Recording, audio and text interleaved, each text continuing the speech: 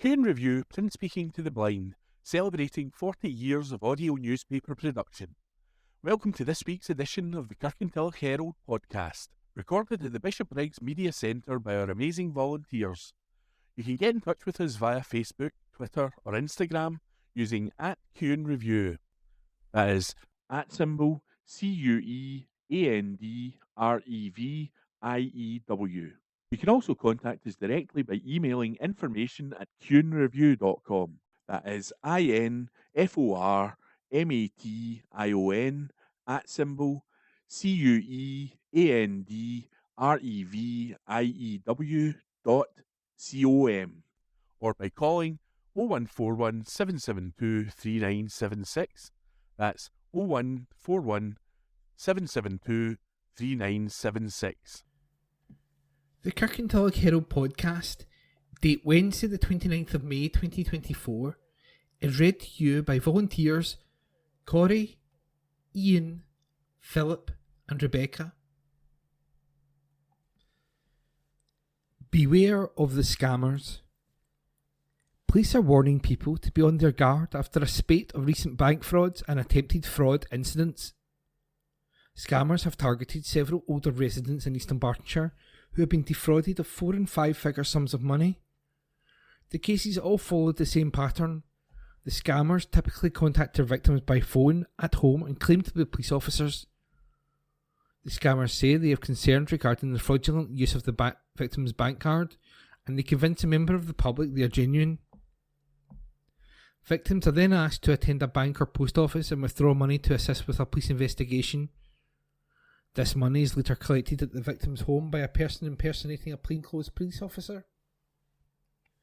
Police have stressed they will never attend someone's home to collect cash or bank cards. They added that police officers or the bank will never phone you and ask you to transfer or withdraw money. They urged anyone who is unsure to verify it via a trusted method, such as calling the number on the back of your bank card. The message is, do not call the phone numbers provided to you by a scammer. Local Area Commander for East Dunbartonshire, Chief Inspector Aidan Higgins, said, "I would like to reassure everyone that extensive inquiries are being carried out by a team of specialist officers to identify those responsible." Chief Inspector Aidan Higgins added, "I would like everyone to be aware of this scam and to be vigilant. I would ask anyone with elderly relatives or neighbours to make them aware of this fraud as soon as possible. Police officers or your bank will never ask you to transfer money to another account or withdraw money from your account. They will never ask you to disclose personal financial information. Police or bank officials will never telephone you and ask you to withdraw funds to be collected later from you at home. These callous criminals prey on vulnerable people in our communities. They go to great lengths to appear legitimate, including having your personal details. The victims are persuaded to believe that they are assisting with a police investigation and are extremely upset and distressed when they find out they have been the victim of fraud. If you receive a call of this nature, do not engage with the caller and hang up. It is a scam. If you're unsure, take a few moments to think. If you can, note the caller's telephone number, hang up and contact police on 101. He added the simple message is, this is a scam. Hang up the phone and do not engage. Anyone with concerns can call police on 101. Residents can also get information on how to stay safe and avoid scammers by visiting Trading Standards Scotland's website, where there are more details of how the crooks target people, particularly the vulnerable. This Week in History, read by me, Ian McKenna. June the 1st, 1966, folk fans at the Royal Albert Hall booed Bob Dylan for performing with an electric guitar.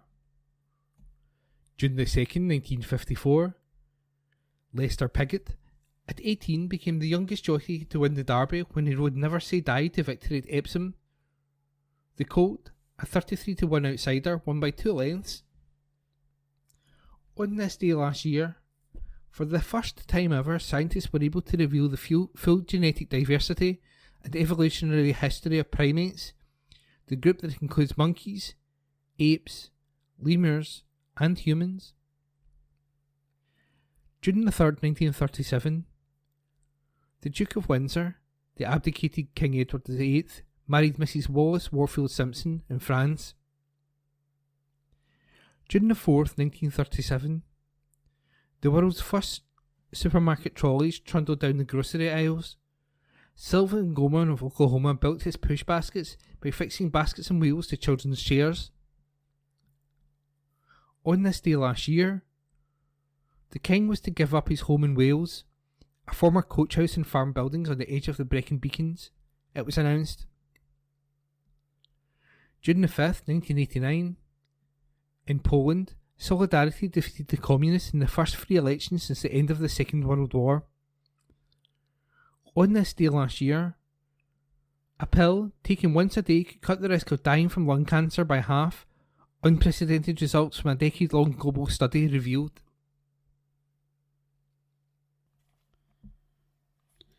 Children in a Spin as new play park opens. Youngsters are having a lot of fun with a new play facility in Waterside. The play area, built by East Dunbartonshire Council, opened at the beginning of May and is already proving highly popular with the local community. It contains a wide variety of equipment, with the winning design voted for by the residents of Waterside. Councillor Pamela Marshall, Vice-Convener of the Council's Place, Neighbourhood and Corporate Assets Committee, officially opened the impressive new £150,000 play facility, along with children from Gartconnor Primary School and Woodland View School and members of Waterside Community Council.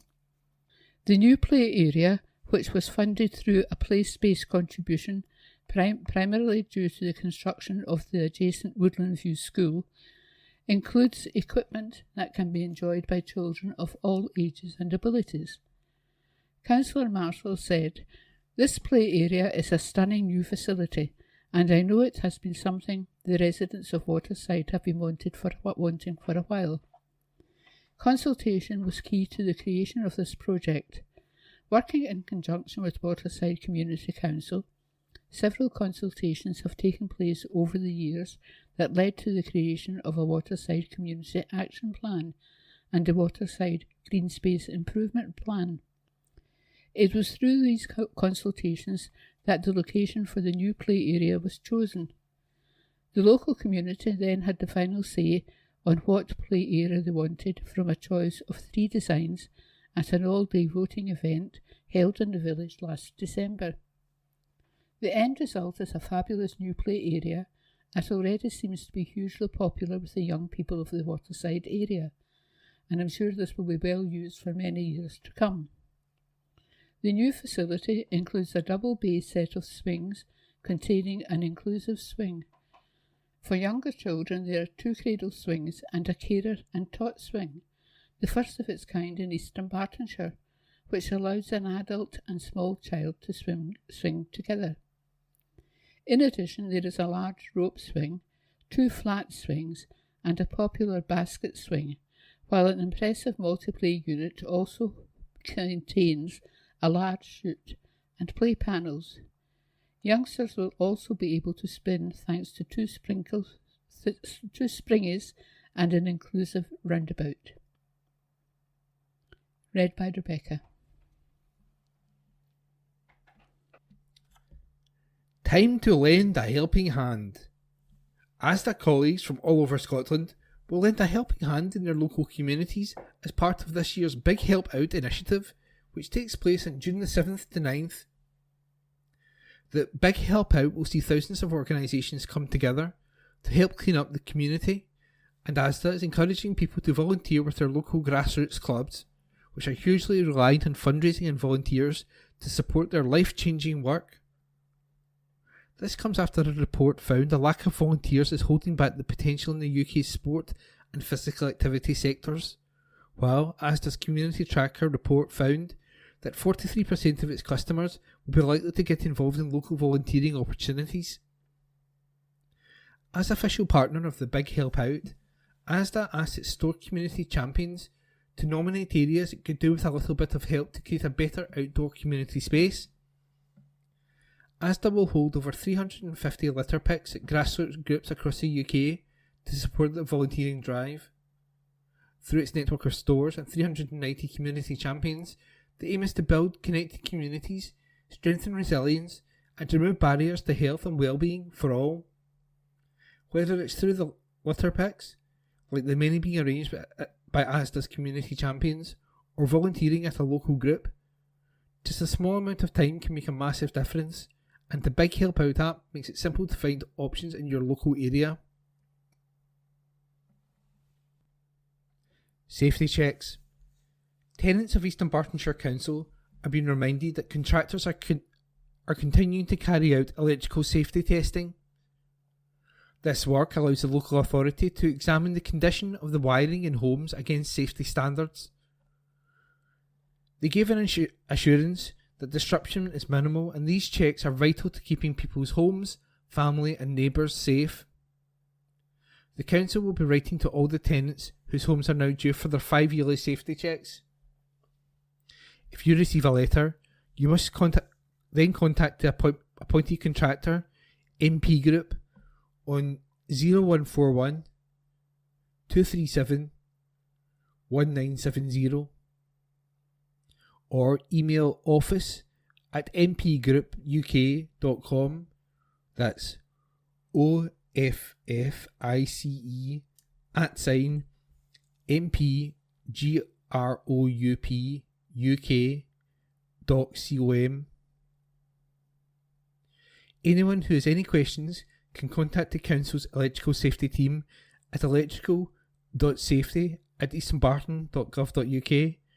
That's ELECTRICITY@EastDunbarton.gov.uk or call 0300 123 4510.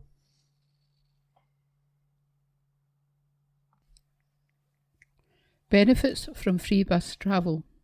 Almost 14,000 young people in East Dunbartonshire have signed up for free bus travel. Across the country, over 137 million free bus pass journeys have now been taken, allowing young people to travel for work or education. The initiative was initially over for those under 19, but then expanded to all those under 22. Scotland is the only country in the UK to offer free bus pass travel for all young people.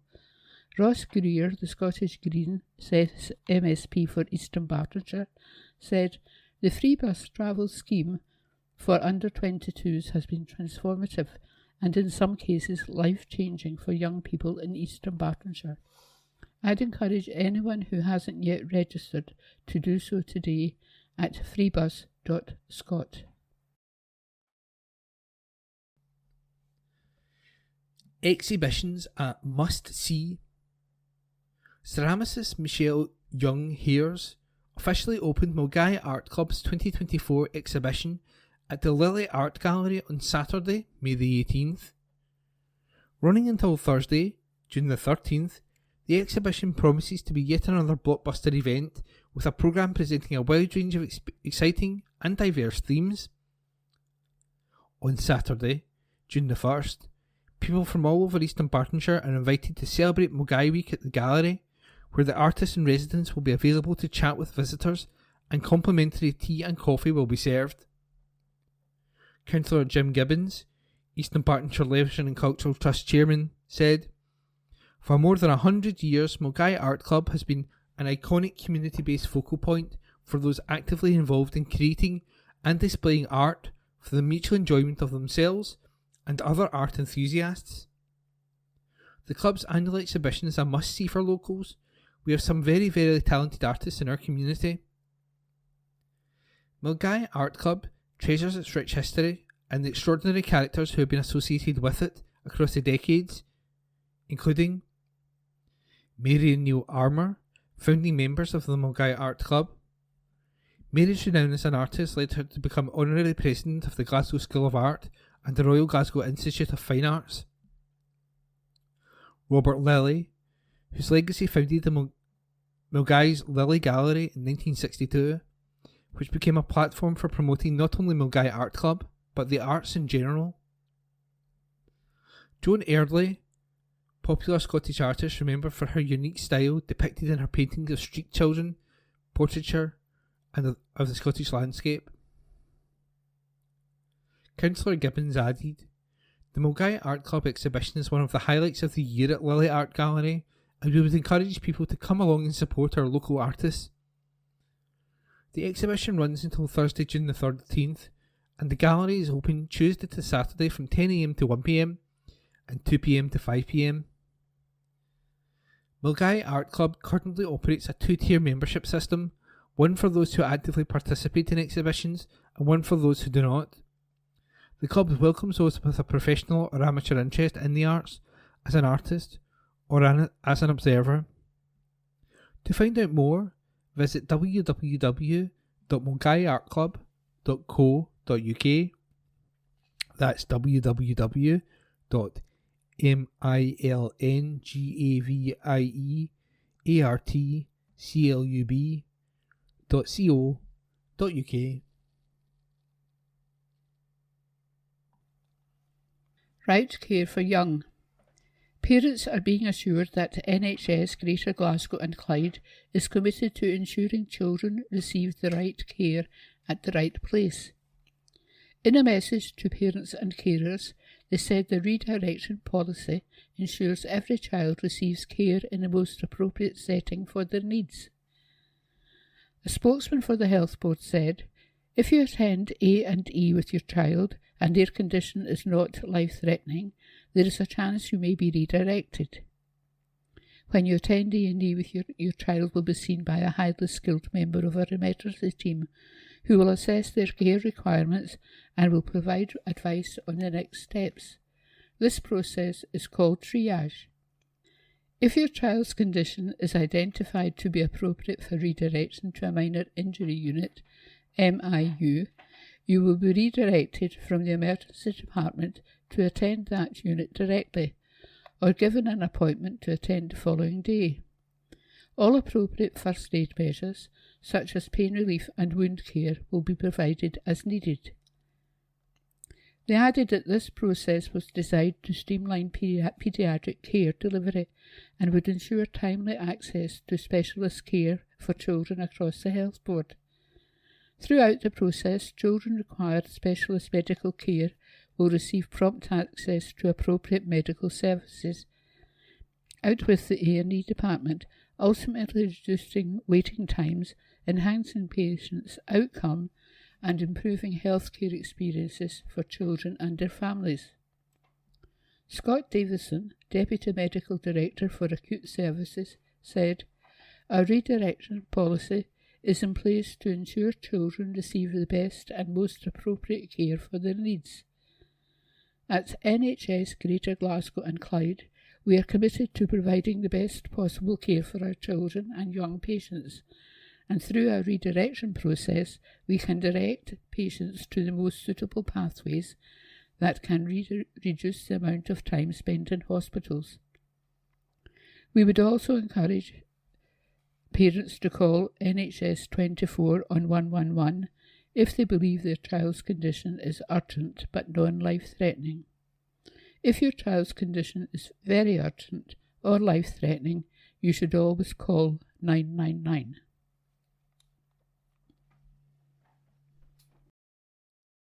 Warning of council strikes. Councils are facing a summer of discontent after a pay award was rejected. Unite rejected the latest pay offer from the Convention of Scottish Local Authorities, COSLA, which would see council staff get a 2.2% pay hike from April this year, with a further 2% increase in the start of October 2024. The union said it rejected the offer and the proposal to change the pay anniversary date from April to October on the basis that this is nothing but an attempt to kick the can down the road. Unite General Secretary Sharon Graham said, "COSLA has taken months to put a formal pay offer to our local government membership, and it's a derisory one at that." Unite's representative rightly rejected this offer outright. Confirming it is preparing to ballot key groups of its local government membership across Scotland, Unite said it will announce the details of the Industrial Action ballot next week and warned it is moving full steam ahead towards industrial action this summer. Hillhead praised by education inspectors. A primary school and nursery class has received a good report from education inspectors. The visit to Hillhead Primary School in February this year identified several key strengths as well as some areas where there can be improvement. Inspectors were impressed by the strength of the head teacher's leadership and the support of the staff team, which they said had established a culture of respect and a positive nurturing and supportive environment. They added that this was similar in the nursery class, where children are supported well by the team of practitioners who have created a welcoming environment. They said the benefit of this was children behave well and engage effectively in their learning. Inspectors also found that teachers knew the youngsters in their classes very well, and when the children needed additional help, they were well supported. All teachers know children in their classes very well. Children who require additional support with their learning are supported well with their specific areas of need.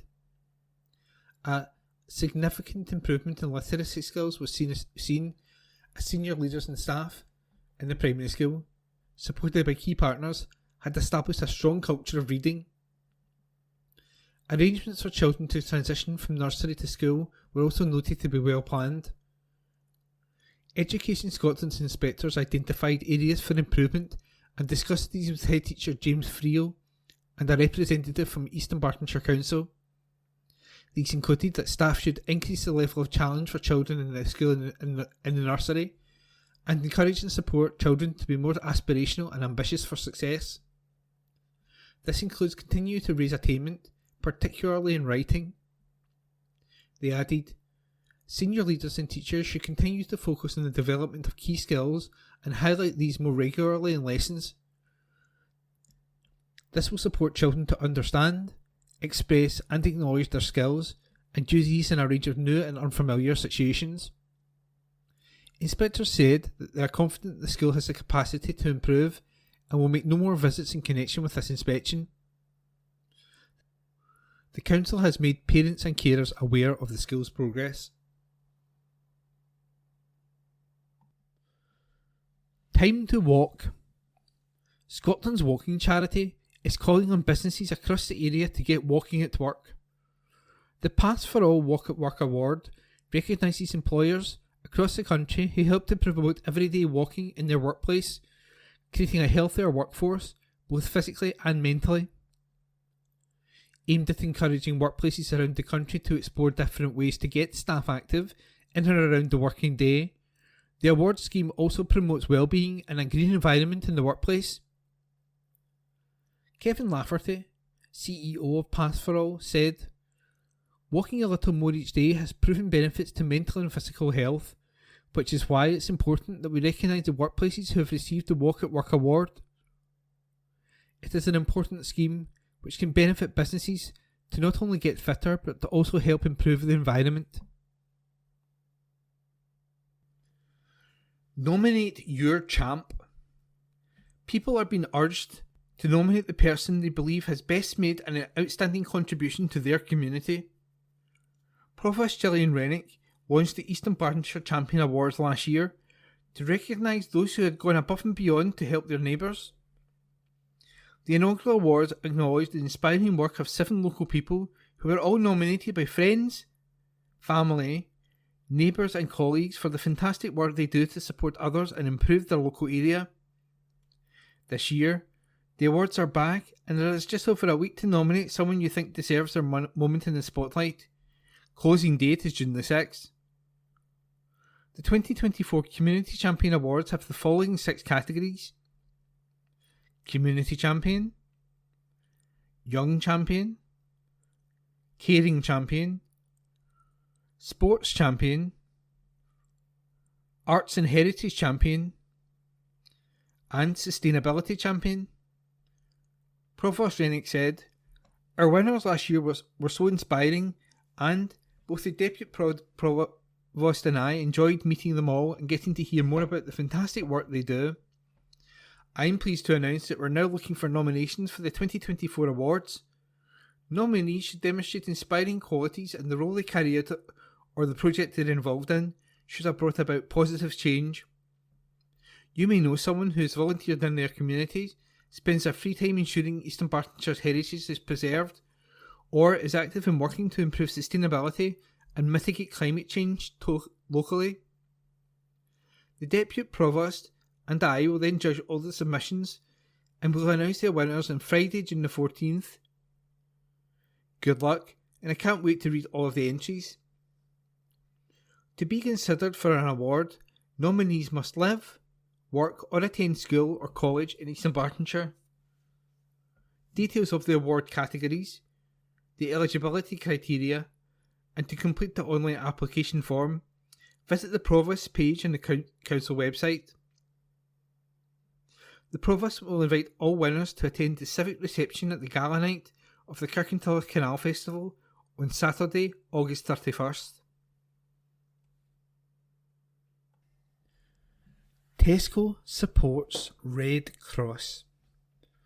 A partnership which started with a £1,000 donation has seen supermarket giants Tesco give £27 million to the British Red Cross in 27 years. The first donation was to the Princess Diana Landmine campaign, and, since then, they have supported numerous appeals. To mark almost 3 decades of support, the retailer has donated £250,000 this month to the British Red Cross Disaster Fund. Since its inception, the collaboration has focused on both financial and practical support, with corporate donations and funds raised through customer initiatives and employee fundraising. As well as being a founding member of the British Red Cross's Disaster Relief Alliance, Tesco has demonstrated its commitment to preparedness and response during emergencies. This includes Scotland, where the Inverness Tesco store helped support both British Red Cross teams and the local community in dealing with the aftermath of Storm Gerrit.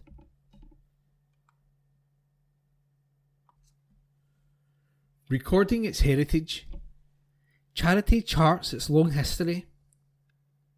The 113-year story of a Scottish charity that supports reconnecting adopted people and birth families will now be told in full.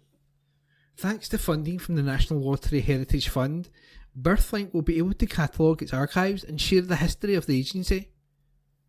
First established in 1911, the charity has been awarded £66,586 to fund the project.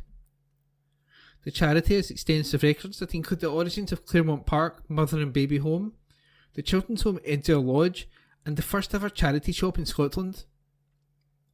The project will create digital learning resources for the public and train storytellers to share Birthlink's story in the lights of nursing homes, schools and groups.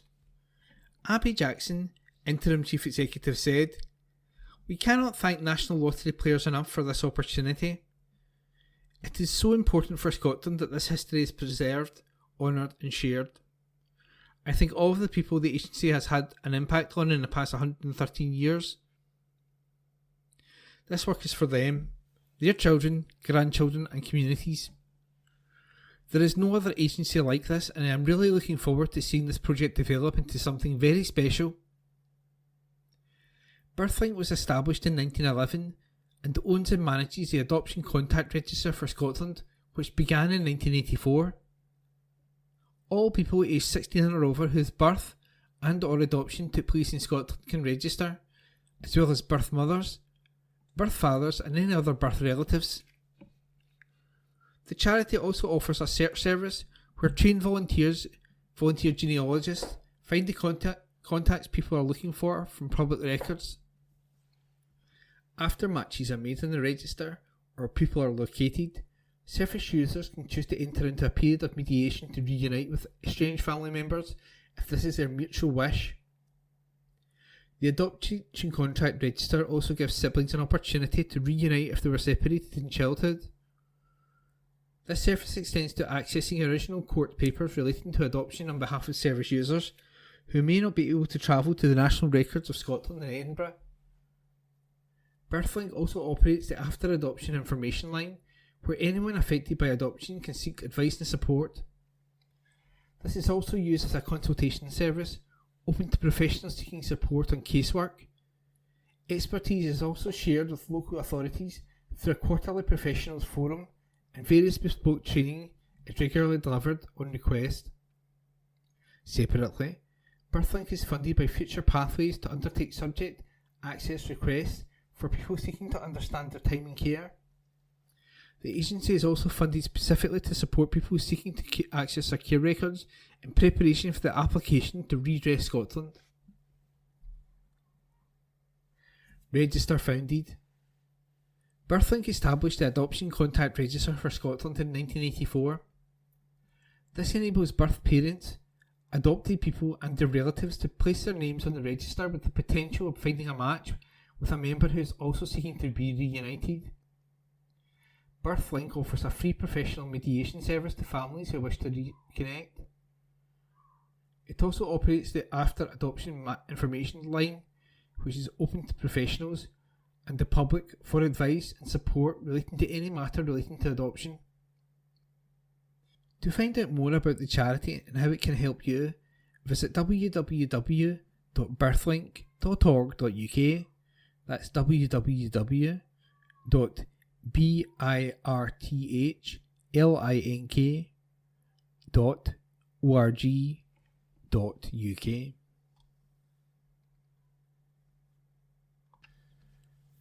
Make sure you're ready for election. Scots are being urged to be aware of the voting rules for the upcoming general election, with the registration deadline already less than 4 weeks away. Advice Direct Scotland said people who are intending to cast a vote in the election on July the 4th must register before midnight on Tuesday, June 18th.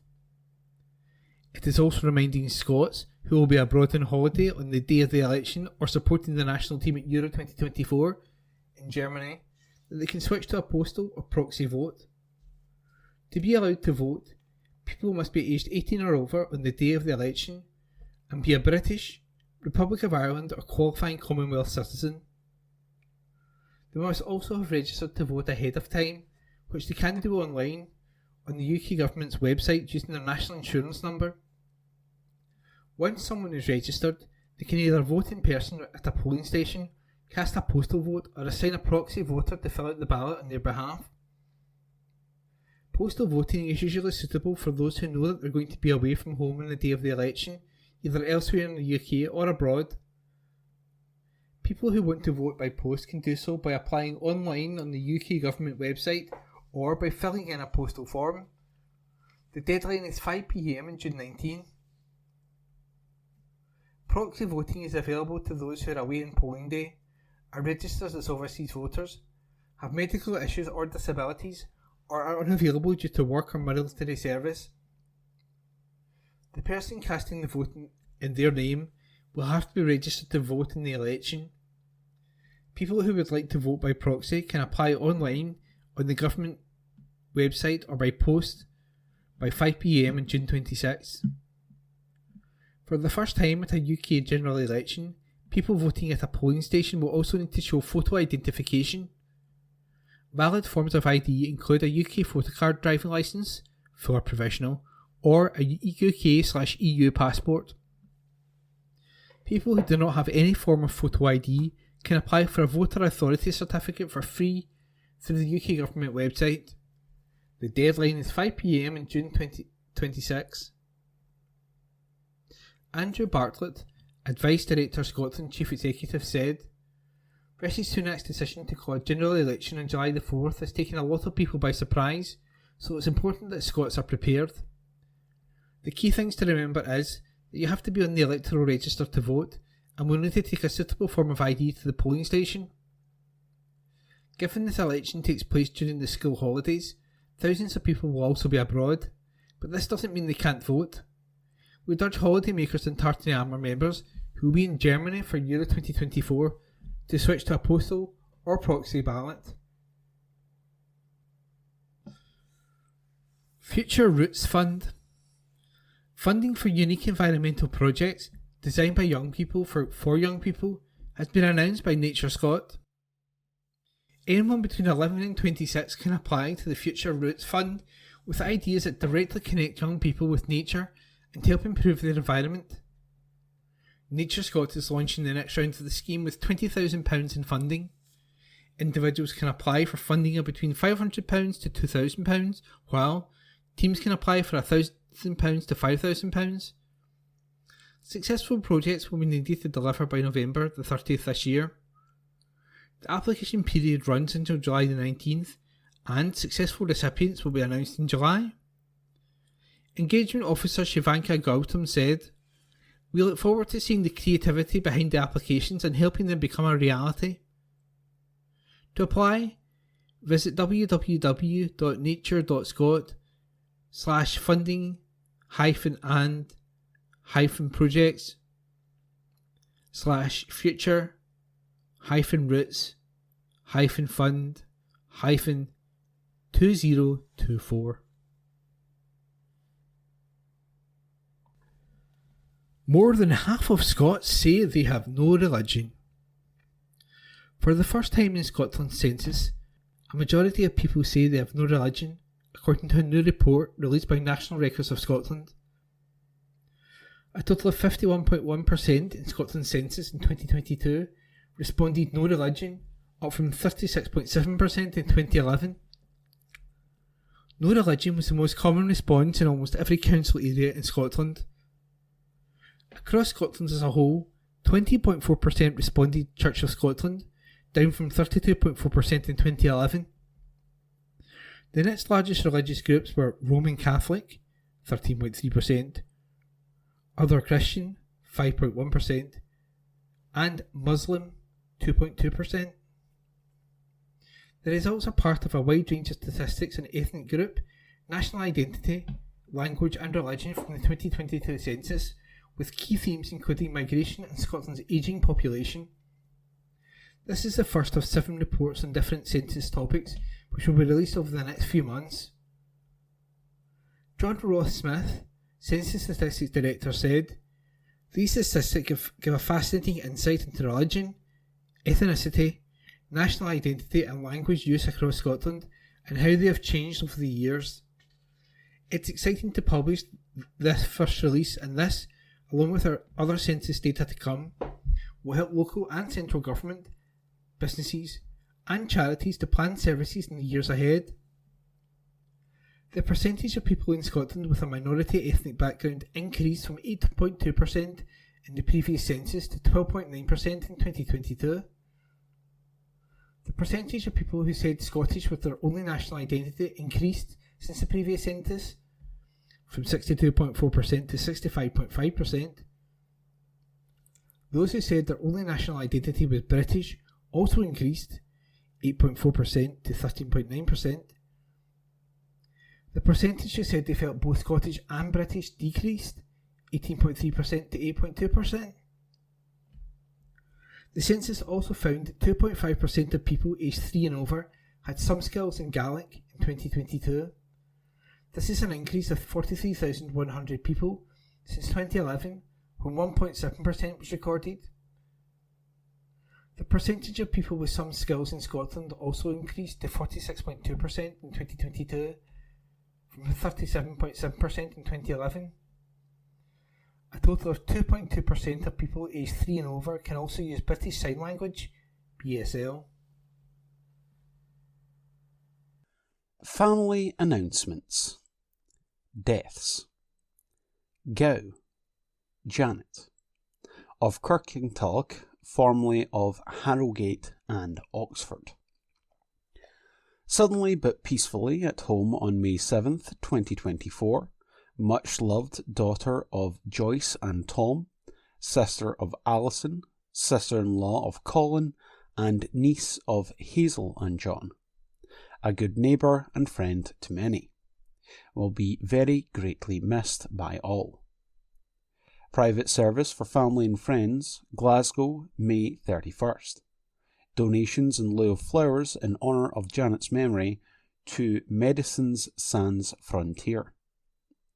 For further details, please contact Co-op Funeral Care, Kirkintilloch, on telephone number 0141 776 2273.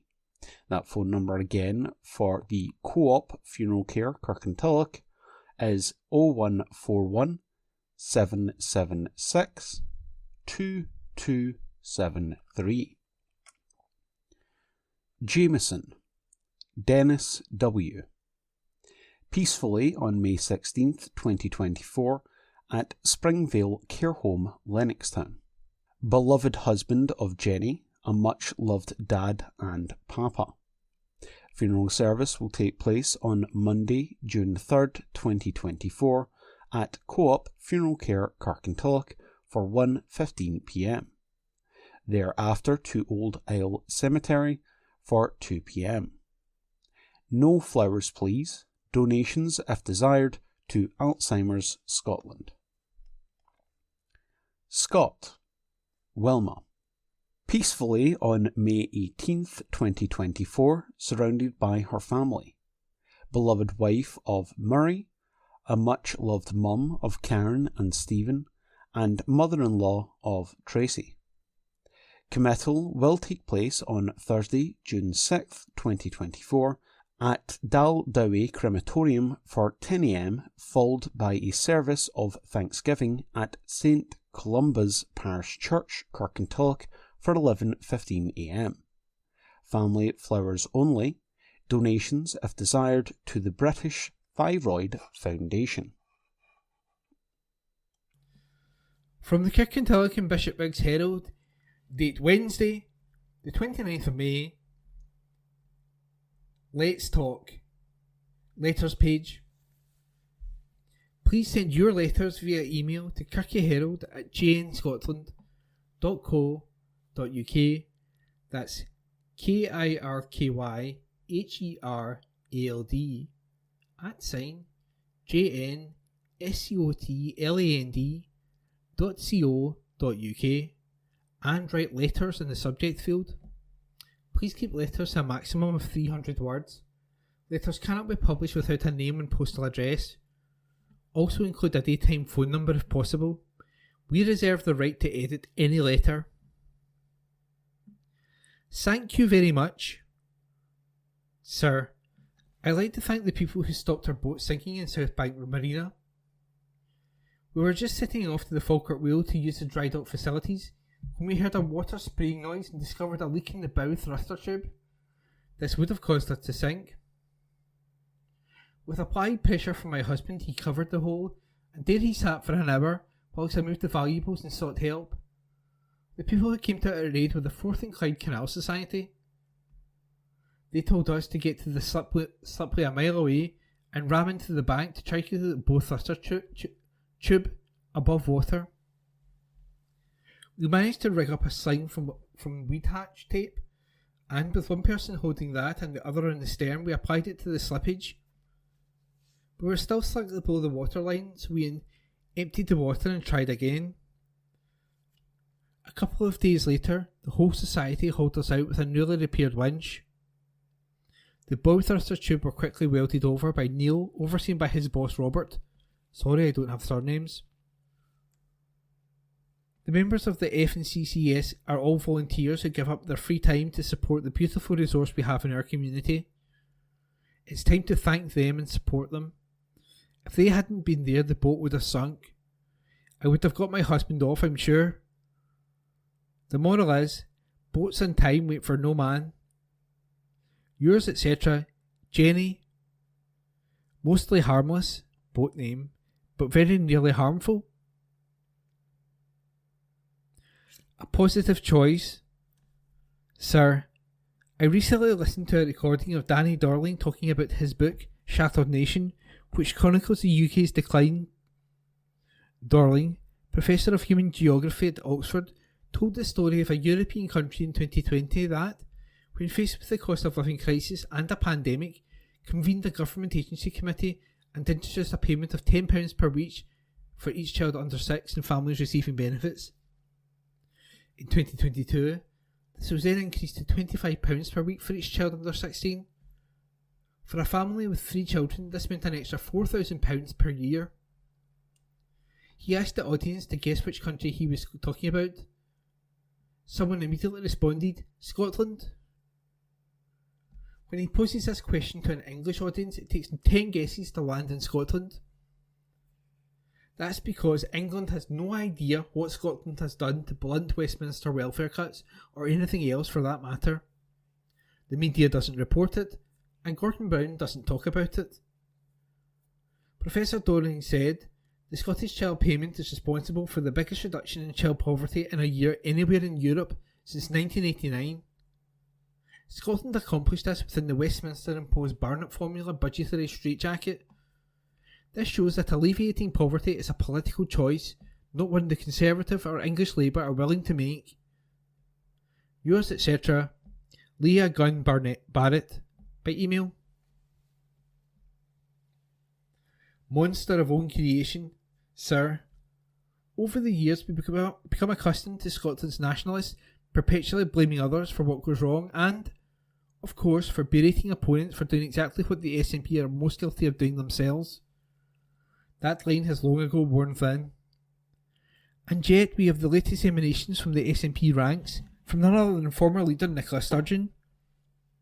She deemed it fit to have a go at the poisonous state of political debate in Scotland. Most people would agree with her summary of the situation today, but I wager most fair-minded observers would place her as the instigator and at the very centre of that poisonous debate. Who could forget her infamous rant about detesting Tories? Not the Tory party, not Tory policies, no, simply being one of the million-plus Scots Tories was enough to earn her scorn and hatred. Then, more recently, she had a go at young people with no experience of life for finding jobs and positions for political parties and are miles out of their depth and with no understanding of how a normal working person survives. Again, fair comment. But again, the former leader of the party under whose wing this phenomenon erupted, they had, remember, a 20-year-old university student elected as a candidate at the height of their dominance, sees fit to criticise the monster she has helped create. The SNP irony meter is again off the scale. It is little wonder they stagger on towards political oblivion. Yours, etc., Alexander Mackay, address supplied. And that was Let's Talk, the Kirky Herald Letters page, on Wednesday, the 29th of May.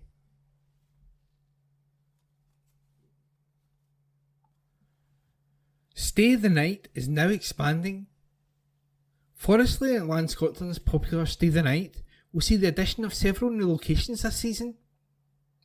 The Black Isle, Loch Lomond, Loch Awe in Aberdeenshire are the latest scenic destinations allowing visitors to overnight responsibly in FLS managed forests and feature as part of around 40 sites stretching from the Scottish borders to the Highlands. Stay the Night will be run until October the 31st. Self-contained motorhomes and campervans with all facilities, including toilet inside the vehicle and crucially used inside, will be permitted to park overnight in a selection of car parks for one night only. The reopening of the additional Stay the Night sites comes on the back of a successful winter trial that saw a selection of car parks remain open for overnight stays. The usual modest charge of £7 per stay, payable via Ringo by app or phone, will be in effect at most sites, with a few charging £10 and offering chemical waste disposal. Alan Chalmers, FLS Visitors Planning Manager, said, "We are looking forward to welcoming visitors back to all of our Stay the Night sites, including 5 new locations. Like all their sites, the latest additions, such as Tarbet Isle on the shores of Loch Lomond and Lerny on the Black Isle, offer visitors the chance to slow down and enjoy some of Scotland's breathtaking scenery. Stay the Night helps to meet the growing demand for one-night stopovers and encourages people to stop at locations they would otherwise have passed through. Once again, we ask people using our sites to follow guidance. That includes no fires or barbecues, taking away rubbish, keeping noise levels down and finding alternative options if the car park is already full. It was also pleasing to see how successful the Stay the Night winter trial proved to be, with visitors taking up the opportunity to overnight responsibly in the participating car parks. Full details of all of the sites is at www.forestryandland.gov.uk. www.gov.scot/stay-the-night online. Stays are for one night only between 6 p.m. and 10 a.m. with no return for 48 hours. No booking system is in place and it operates on a first come, first served basis. Good day to you, my name's Philip and I'm going to be reading the Kirky Herald Church News. And first of all we go to Lindsay Union Parish Church. Their Sunday service this Sunday is at 11 a.m.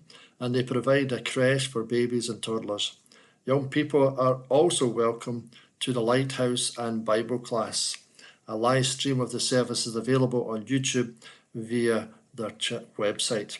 Youth Cathy Thursdays 3:45 till 5 p.m, a place where young people can hang out, relax and have a good time after a long day at school. Each week there is a free snack. Oh, that's worth going along to. With lots of different things to do such as games, consoles, table tennis, arts and crafts, board games and more. The coffee pot is open on Fridays 10 till noon in the new hall for teas and coffee, and art for seniors Monday the 3rd of June at 1:30 in the new hall. Enjoy creating a piece of art under the step-by-step guidance of artist Bev McCluskey. No experience needed. Contact Margaret on 0779 216 8826 to book your place.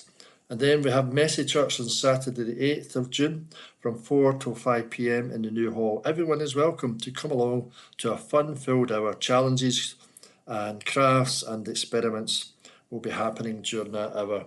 And then we go to Home Church in Kirkintilloch on Lammermuir Road. Home Church Kirkintilloch also have a sister church, Home Church, in the East End in Carmyle. And it's a church for all ages. Yes, my soul finds rest in God, my hope comes from him. And you find that in Psalm 62. And Sunday the 1st, 9:30 and 11:30 a.m, there's worship service with communion followed by refreshments. A warm welcome awaits you at either service, which will be identical. Children's Sunday School at both services.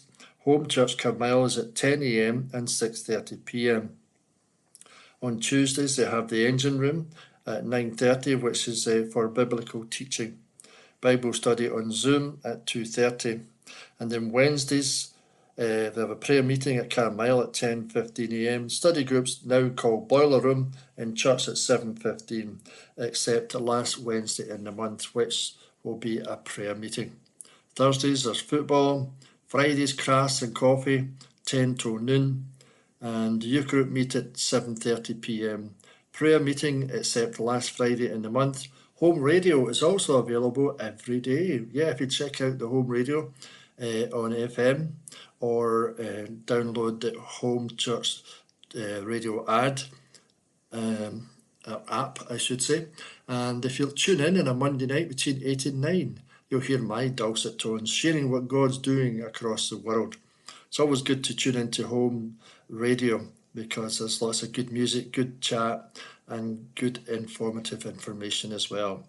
And for more information about Home Church, check out their website for the latest information about both churches. Then we move back to Lindsay Old Parish Church. Sunday worship at 11 a.m. led by Mrs. Julie Harty. A creche is available for children under 3. The quilt and craft group meet every Wednesday, 10 to noon in the session room. Thursday club is on June the 6th from 2 p.m. to 4 p.m. in the church hall. Teas, coffees, games, knit and chat. Come and Sing is on Tuesday, June the 11th from 1:15 to 2:45. The dementia friendly singing group meets in the church hall. A warm welcome awaits all and of course a cuppa with some delicious home baking. Please feel free to come along and sing. Then to Bishopbriggs, Colston Well Park Church. Now that the summer is with us, is it? Okay. Some days it's summer and some days it's spring. Why not join this Sunday for our morning service at Colston Well Park Church, starting at 11 a.m. The service will be conducted by the minister, Malcolm Cuthbertson, followed by tea, coffee and conversation in the church hall. Whether you come for the first time or just for a change, It would be good to see you there. This Monday, the Art Club continues from 10 to 1 p.m. And if interested in displaying your artistic talents, pop in for a chat and coffee or phone Ramsey on 07709 584 680 for further information. This Wednesday, the Colston Tea Break or Community Drop-In continues from 11 till 12:30 a.m. That is. Anyone and everyone is welcome for good food, good chat and good company. Come along, and it's free. Then we move to Kenmure Parish Church. Our first Sunday club for children returns this Sunday. The sacrament for Holy Communion will be held later in the service, and Reverend Susan Anderson will lead our worship. The morning service starts as usual at 11 a.m. and everyone is welcome to join us, both in church and on our YouTube channel. The service on YouTube can be watched live as it is streamed or later at a time that suits you. You can find our channel by simply searching for Kenmure Bishopbriggs on YouTube. Teas and coffees and a time of fellowship follows the end of the church service. The most up-to-date details of all our groups that are currently running may be found on the WhatsApp section of their website, kenmure-church.co.uk. To find us on Facebook, just search for Kenmure Parish Church. And if you'd like to join our WhatsApp group or receive the Bible studies from ABC, then email us at kenmurechurch@icloud.com. And then we move out to the outskirts to Milton-a-Campsie, into the parish church there. Thanks to all who celebrated Thy Kingdom Come in Pentecost by walking the walk on our labyrinth and praising God at our ecumenical event in Battlefield Park. We continue on the theme of the Lord's Prayer at our house groups, which meet this week, all in the Josiah Spears. Monday at 7 p.m, Tuesday at 7 p.m, and Wednesday at 2 p.m. Cafe Connect is on Tuesday morning. Time to Pray is on Wednesday evening at 7 p.m, followed by Go Mad Wednesday Workhouse at 7:45 p.m. We're now at £3,230 with our street collection for Christian Aid. Well done to everyone. We can now add in 1,080, which was raised at the Anderson Singers concert. Again, huge thanks to everyone for a great effort. The sponsor, 70k in May, will continue till the end of May. Adding it all together, we should reach a total of £5,000 for Christian Aid. Wow, great sum. Well done to all those who supported and helped that. And our summer weeks at Summer Sunday Worship will be tracing the story of the early church found in the book of Acts.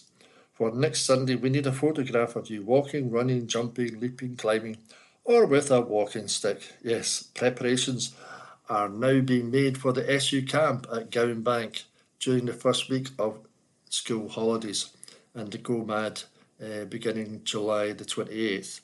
Can you help with prayer, accommodation, finance, hands-on? Before that, there will be Go Mad Extra on Sunday, June the 9th, from 1 p.m. to 3 p.m. Job form for registration is now online. These events that I just mentioned, Go Mad and all that, they're all kind of youth events being held each year at Milton-a-Campsie Parish Church, and a great church for all the family. Then we move back to Kirkintilloch, to the Church of God at Regent Hall, Regent Street. On Sunday, there will be a family praise service at 4 p.m. This will feature our praise band. Video presentations and guest speaker Colin Brooks from Wishaw Refreshments will also be served after the service. A warm welcome to all who are able to join us. The coffee corner is now closed for the summer break and will recommence on Wednesday, August the 21st. For up-to-date and further information on our services, visit the website at allthews.regenthall.org. The Bible says, "For it is by grace that you have been saved through faith, and this is not from ourselves. It is the gift of God, not by works, so that no one can boast." And you find that in Ephesians 2. A great Bible verse for us to live by and to know. And then we move to Bishopbriggs, to St James Church. And the minister there is Paul Watson. And there is a communion service on Thursday, May the 30th at 11 a.m. and on Sunday, June the 2nd at 9 a.m. in the chapel and at 10:30 in the church with hymns for during the pre-service prayers from 10:10 to 10:15 a.m. in the chapel. There will be time then to commit to the service, to God, and to pray for the needs of the community. Church service of prayer for healing after the main service in the chapel immediately after the 10:30 service. Everyone is welcome to come along to any of these services. Tea and coffee and fellowship afterwards on Sunday, June the 2nd, from 3 p.m. to 4 p.m. There is a session of crafty kids in the hall. The theme is summer fruits. All families are very welcome to come along and enjoy activities together. There are also other virtual services and groups. For up-to-date information, refer to the social media, Facebook, St James LS Bishopbriggs, the website www.stjamesbishopbriggs.org.uk. And now we're moving to Springfield Cambridge Church, there in Bishopbriggs. Morning worship on Sunday, June the 2nd, will be conducted by the minister, Ian Taylor, in the sanctuary at 11 a.m. An offering will be taken during the service. Please place your offering in the offering plate as they are passed around the congregation. Tea and coffee will be served in the Cameron Hall after morning worship. Come and enjoy the fellowship. It'd be great to have you along. The Sunday school meets in room 2, where creche facilities are also available. Morning worship is also being live streamed on the Springfield Cambridge Church YouTube channel. A link to this can be found on the Springfield Cambridge Church website, www.springfieldcambridge.org.uk, and on the Facebook page, where up-to-date information about events and church organisations can be found. There will be a service of worship in the Springfield Chapel on Wednesday, May the 29th, from 11:10 to 11:30, followed by tea and coffee in the Hall of Fellowship. The Guild is inviting the congregation to join them in supporting the East Dunbartonshire Food Bank warehouse by bringing donations and leaving them in the cupboard in the cloakroom. A list is attached to the cupboard door, identifying specific items especially requested. Holy Communion will be celebrated on Sunday, June the 2nd at 11 a.m. And then there's a summer concert reminder. On Friday, June the 7th, the City of Glasgow Wind Orchestra will hold their summer concert in the church at 7:30 p.m. Tickets for adults are £10, concessions £8, children under 12 are free. Everyone is very welcome. Now to Cadder Parish Church beside the canal. For full details, see the website cadderchurch.org. We look forward to welcoming you this Sunday to our morning service. The service will be led by the minister, John McGregor, and the probationer minister, Chris Gordon, and music is led by Javier Jose. Cadder kids and creche meet at the church at the start of the service and then go to the North Hall. All are welcome. This Sunday we have our communion services in church at 10:30 a.m, in the South Hall at 3 p.m, and our church services are videoed and recorded and are available from the church website. Tea and coffee served after each service.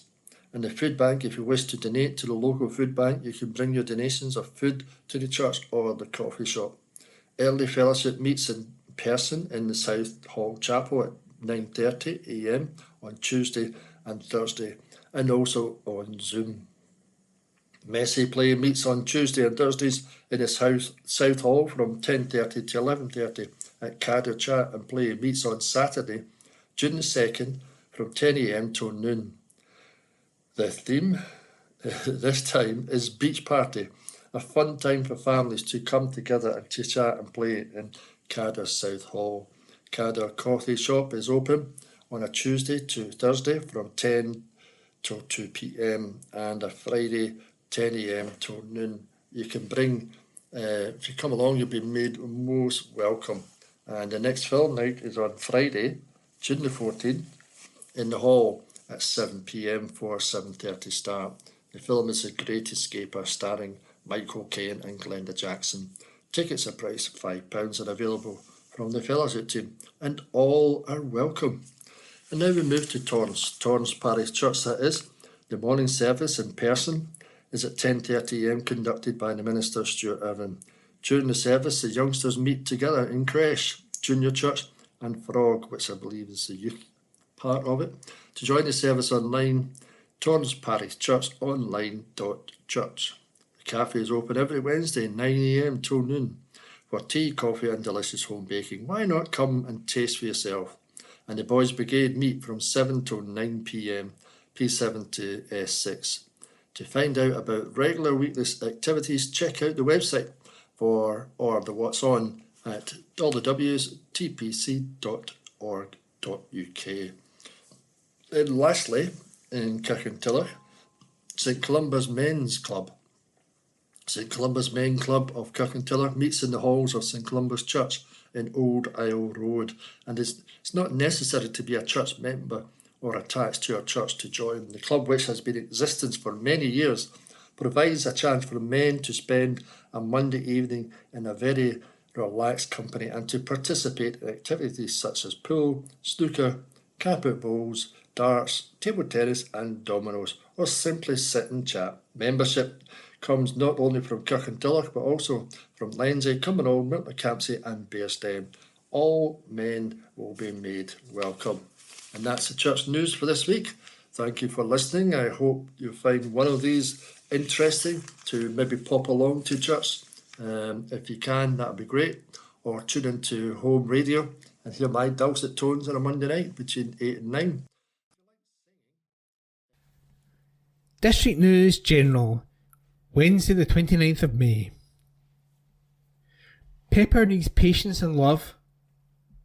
Pepper, a 5-year-old French bulldog, is a stunning girl who values trust and patience in her human companions.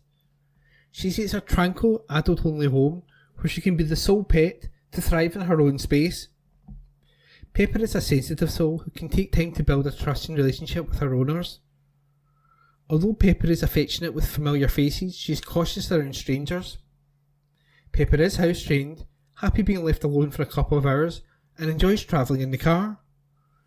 If you can provide a home for Pepper or any of the 40 dogs currently available for rehoming, contact 01506 873 459.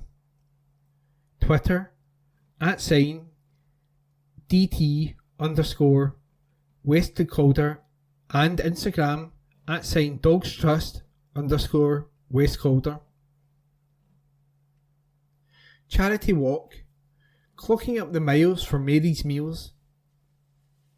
Geraldine McFall, who travelled 2,000 miles on foot from Glasgow to Rome in 2023, is now taking part in the Charities from Dalmali to Malawi challenge in June. Last year, Geraldine McFall, 55, walked all the way from her home in Glasgow to Rome, travelling 2,000 miles on foot in 6 months. She raised more than £7,500 for Mary's Meals. To top off Geraldine's extraordinary journey, she even met the Pope on her arrival in Rome.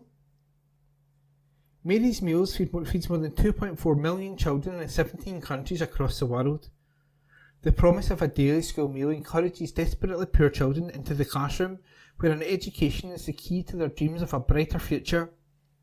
Geraldine says, "Last summer I walked to Rome and met the Pope. Now I'm walking to Malawi for charity. I'll really be walking around my local area, but our cumulative miles will equal 7,000 miles from Dalmali to Malawi." Mary's Meals is an incredible charity and I'm so pleased to support them again this year. I'd love for you to join me in June, because you can easily turn your miles into meals for hungry little ones. The key thing to an active challenge is not to worry about how fast or far you're going, because every step adds up. It's an amazing sense of achievement when you reach your goal, and I can't wait to share that feeling with you all.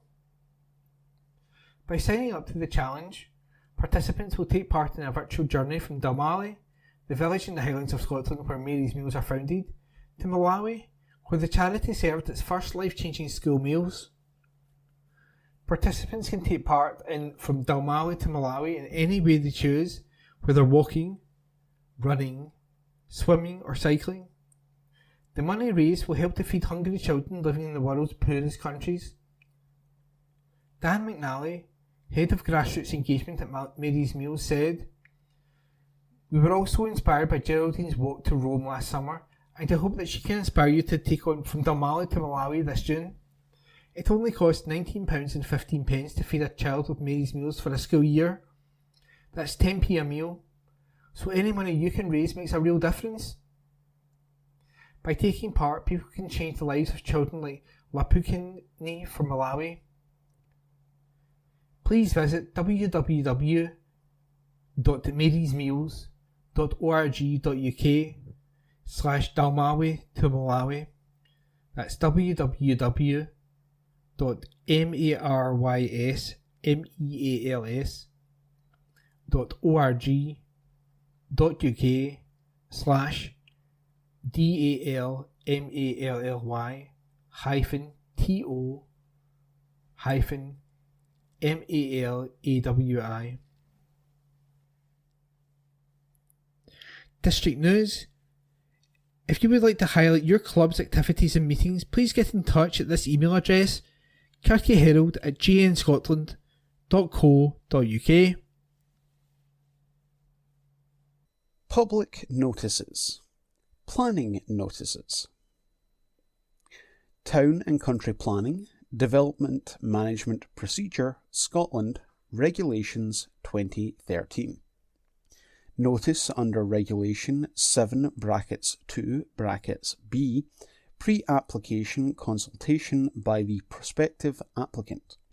Proposed development of site at Cledens Playing Field, west of Mossgiel Gardens and Alloway Grove, Kirkintilloch, comprising of a mix of family housing units with associated parking and landscaping.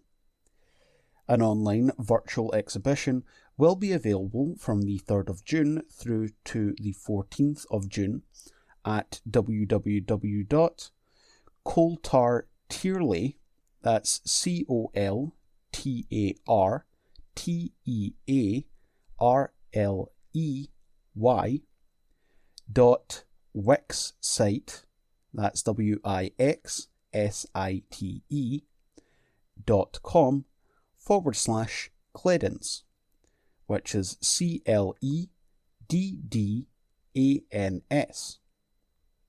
A public consultation event will be held at the Hillhead Community Centre, 169 Meckle Hill Road, Kirkintilloch, Glasgow, G66 2JT, between 3 p.m. and 7 p.m. on Thursday, the 13th of June. Persons wishing to comment on the proposal should do so by Friday, the 14th of June, to Gregor McMillan, Coltar Early Architects, that's COLTARELEYARCHITECTS, 559 Suckyhall Street, Charing Cross, Glasgow, G3 7PQ. You can also email at info@coltart-early.co.uk. That's info@coltart-earley.co.uk. This notice does not relate to a planning application. Comments should not be made to East Dunbartonshire Council. Please note that any comments made to the prospective applicant are not representations to the planning authority. If a planning application is subsequently submitted to East Dunbartonshire Council, normal neighbour notification will be undertaken at the time by the Council, and you will have the opportunity to make formal representations regarding the proposal at that time. Road test. Genesis GV60. All mod cons for the classier customer. Hyundai's luxury arm comes up with the goods once again, writes Camel Stewart. And if you haven't guessed already, this is about cars. The high-tech, extremely well-specified Genesis GV60 SUV, which has the honour of being the brand's first electric vehicle, is packed to its classy gunnels with all manner of technological innovations and tasteful galoshe pattern design accents. That's very posh crisscross highlights to you and me. Just to put the Genesis into context, It's the luxury arm of the Hyundai Group, so, like all vehicles under this umbrella, including Kias, the cars are built in South Korea and, like most luxury models, it does not have to rely on high sales volume. Quality, not quantity, is the name of the game here. And there is no doubt that the GV60 is a genuine premium product.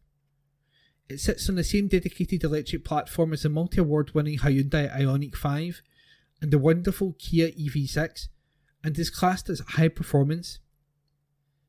It is powered by a 77.4 kilowatt battery, which can be charged from 10% to 80% in 18 minutes.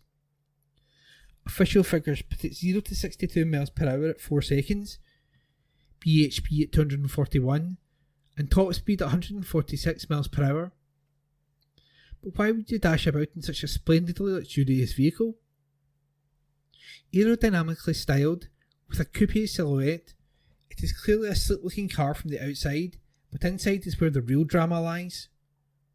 Press the start button and the dash displays multi-screens with a host of information available at the touch of a finger.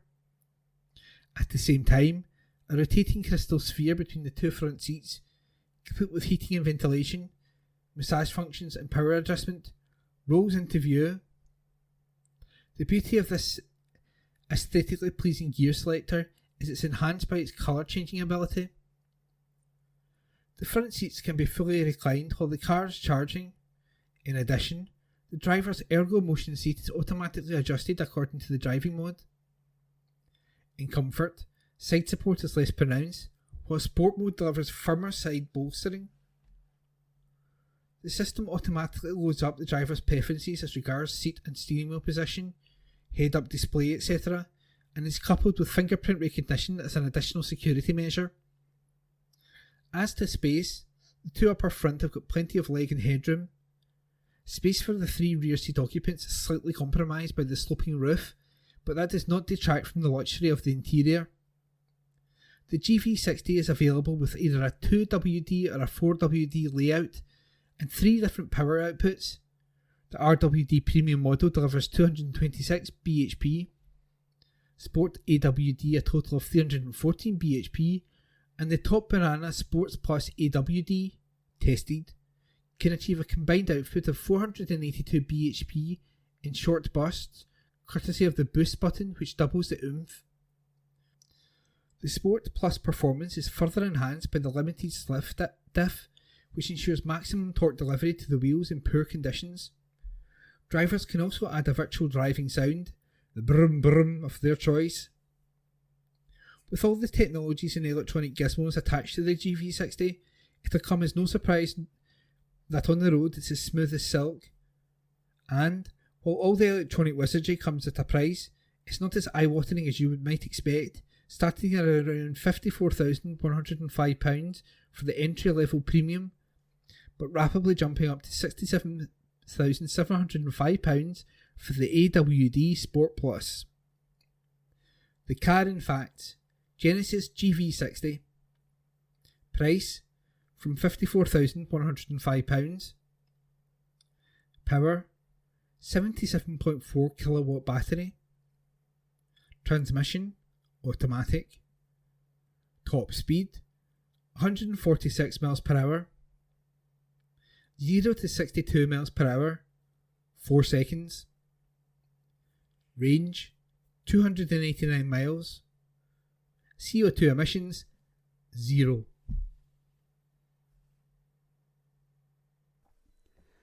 Callum is Scottish Par 3 champ. This article was written by Martin Dempster and is being read by me, Corey. Kirkintilloch golfer Callum Fife would love to see more layouts like the Drevnik course at Paul Lawrie Golf Centre. Fife is the new Scottish Par 3 champion after winning an event presented by 5 Star Sports Agency on the outskirts of Aberdeen. An opening 2 under par 52 left Fife sitting 3 shots off the pace at the halfway stage after Jack Brune had set the pace with his 5 under first day salvo. But as Brune then had to settle for a second round 59, it was former Scottish Golf Men's Order of Merit winner Fife who stormed to victory as he went 10 shots better. Signing for halves of the 26-23, which included a burst of 3 consecutive birdies, Fife, who played his amateur golf at Codder, finished with a 7 under total. Picking up a £3,000 top prize, he won by a shot from Will Marshall, 51-51, and Sam Locke, 50-52, as they shared second spot. Legends Tour player Greg Hutchison, 51-53, finished 4th on 4 under, 1 shot better than Craig Laurie, 54-51. Fife, who turned 27 on Monday, said, "I'm very happy with this win, as it's a proper test of golf. You don't really think a par 3 course can be like that, but you're hitting clubs from 160 to 200 yards, and the greens are really tight with big slopes off the edges of them. It's really good as it sharpens up your iron play, short game and putting. It's lots of fun playing a course like this as there are lots of birdies to be had. It definitely helps sharpen your game, and it's a pity there aren't more facilities like it in Scotland. What Paul Laurie has set up there is fantastic, and it's a credit to him as it's growing the game up there for sure." DP World Tour player David Law, 53-54, ended up in a tie for 11th, on 1 under the only 12 players finished in red figures. Fife followed up by finishing 3rd in the Tartan Pro Tour season opener at Montrose. That article was written by Martin Dempster, and it was read by me, Corey. City duo extending their stay at club. This article was written by Brian Yule and is being read by me, Corey. Glasgow City defender Chloe Warrington and forward Emily Whelan have signed new deals with the club. Warrington joined from Celtic in the summer of 2022. And the fullback has made over 40 appearances in all competitions. She said, "I'm delighted to sign another deal with Glasgow City. I have really enjoyed the past 2 years here as a player. I feel like I have still got a lot more to give to this club, and I'm excited to see where the next couple of years takes me."